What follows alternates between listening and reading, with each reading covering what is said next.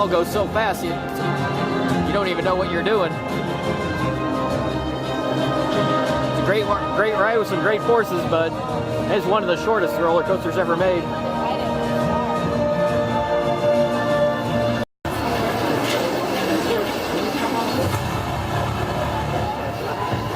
One fire is out.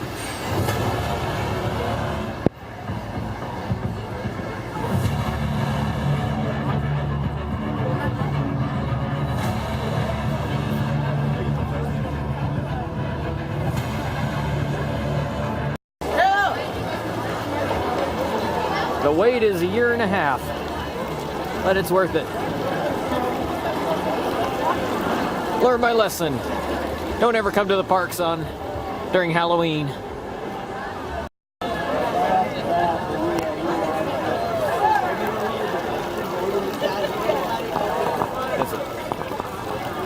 Back row, right seat. That is where it's at on this, especially as a night ride. That slanted drop is even better than I remember. That zero-G roll had some hang time too. Yeah, Steel Vengeance might be better, but still, this thing's amazing. There's 3 elements I like on this more than anything on Steel Vengeance.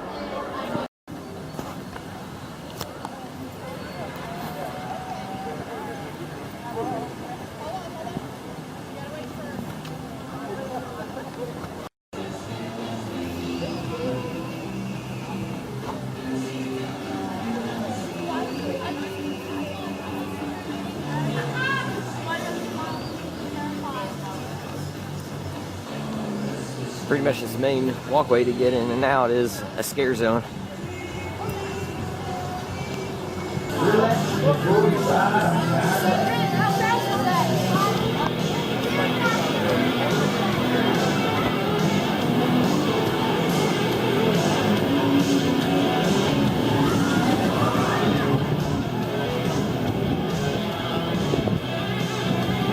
Also, please secure any loose items.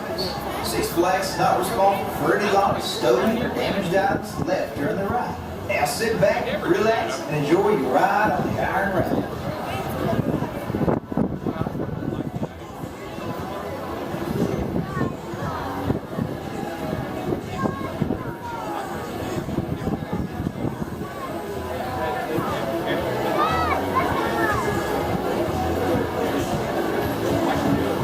All clear.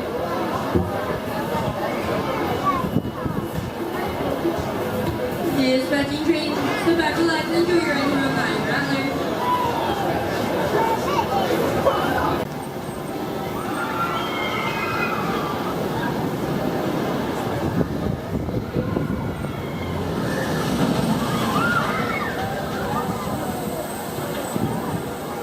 That's about 43 seconds at high speed.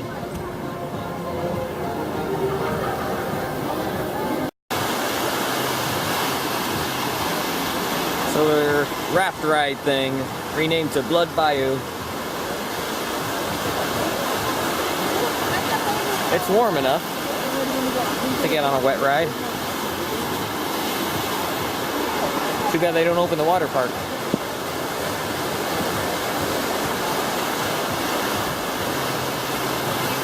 I don't know why there's so many empty. There's lots of people in line.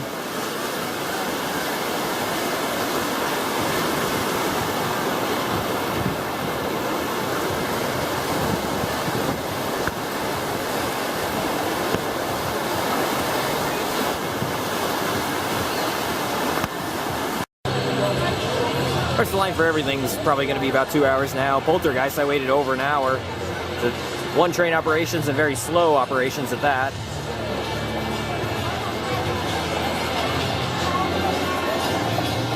I knew it would be busy, a little busier than I thought it would be, but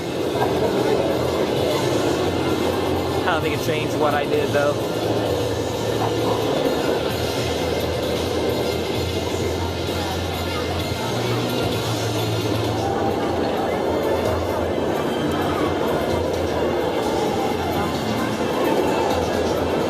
Last night was much busier than I thought it would be. That affected what I was going to do there. Yeah, I still haven't done the Batman the ride or the Goliath. And the food lines are extremely long, so it's like Cedar Point a couple weeks ago. After getting several more rides in on this, I'm definitely liking this more and more with each ride. I don't think it's ever going to get to like top tier, and I don't think I'll like it better than any of the other RMC coasters, like the hybrids and the wooden coasters, but this is still a great ride. It adds some variety to what RMC brings, so I think it's a good addition to their lineup, and I think they can only improve on this type of coaster. Even though this model is designed to be cloned, and there's already a clone of it out there, so we'll see if they do any single rail coasters that aren't this exact layout or not. We'll just have to wait and see.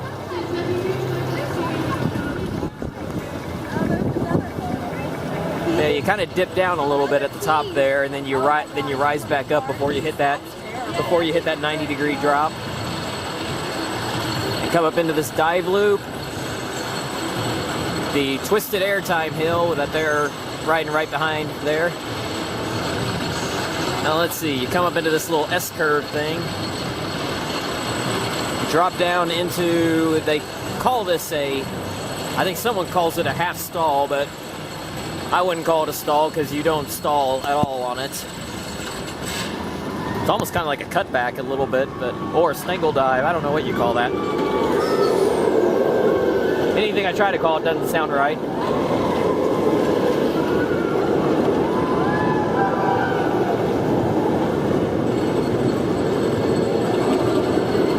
Right here's the, don't know what that would be called, and that seems more of a corkscrew than a zero-G roll to me.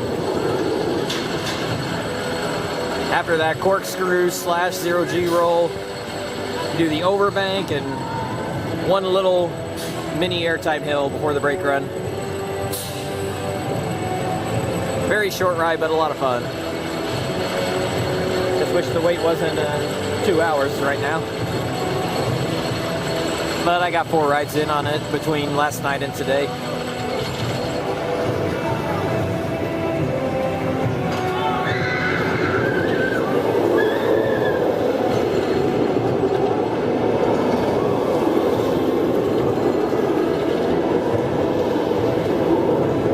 And it has not been going down. I haven't heard of it going down at all since last night or today, whenever I've been over here at least.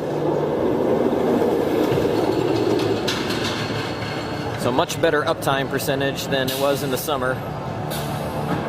About a 25-second ride if you count from the first drop.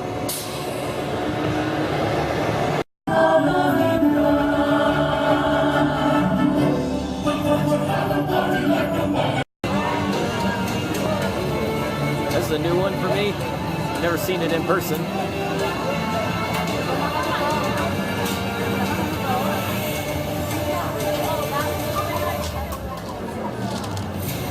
I think they already got everyone off. I just now walked up on it. Yeah, they threw everyone out of the line, I can see.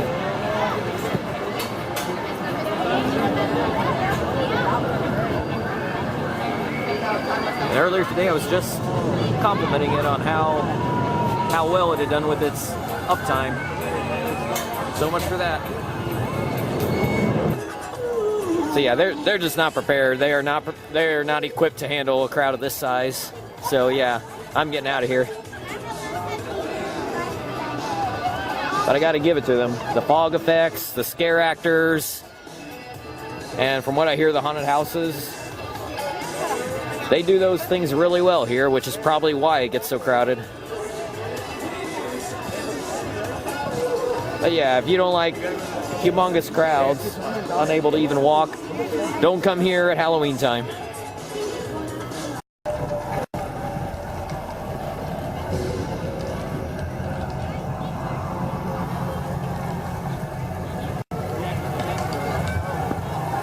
Yeah, things like this are really cool.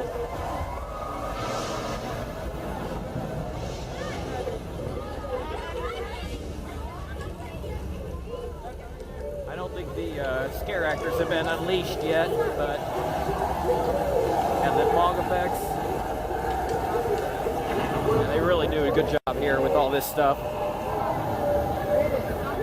Not their fault that the entire population of planet Earth is here right now.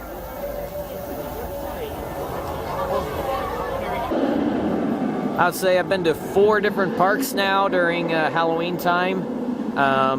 This was easily the most crowded, even more so than Cedar Point. Even though Cedar Point probably had more people, just that they got more space. Fiesta Texas also doesn't have as many rides, so several of the rides are closed. So the rides that are open you're probably looking at over 2-hour wait right now, maybe even over 3 hours in some cases. The haunted houses are probably over 2 hours to get in. Food lines are over an hour everywhere. All the drink stations have all the like the Coca-Cola freestyle places, they're all closed. So you want to just refill your souvenir bottle, yeah, you gotta wait in the 1.5-hour food line. So yeah, Cedar Point, this was the worst as far as crowded goes. Cedar Point second, Six Flags Great America third, and St. Louis was the best. St. Louis, it did get crowded, maybe some lines got to about 45 minutes at times, but towards the end of the day, I actually got several rides in before the park closed, and that was on a Saturday, so St. Louis was fine. Got a little crowded, but not too bad. Food line, maybe spent 20 minutes in the food line to get dinner. I decided not to even bother with my dinner on the meal plan here. I left. There's no way I was going to wait an hour. I'd rather go to a fast food place and get a meal. I'm hoping I can get out of here. This is the aisleway I'll have to use, and it's a little clogged right now.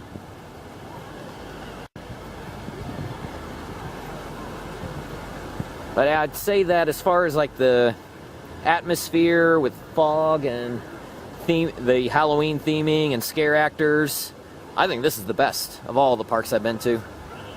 Cedar Point was actually the worst. St. Louis, I think, was a little bit better than Great America, even. So yeah, St. Louis is the place to come to for if you want the Halloween festivities and you need to travel. If you live in San Antonio, just don't bother with this park on Saturday night. Go on Friday night.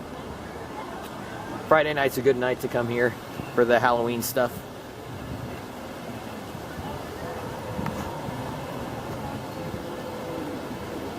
Saturday, yeah, don't do it. Just avoid. Even if you're traveling, come on Friday night, Saturday morning, afternoon, get out of here before dinner time. Actually, Saturday afternoon got pretty bad too.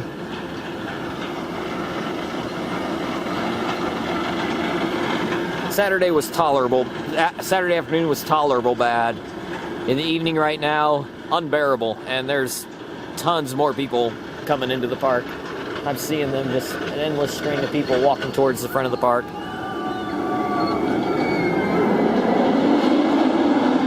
Iron Rattler night ride, amazing.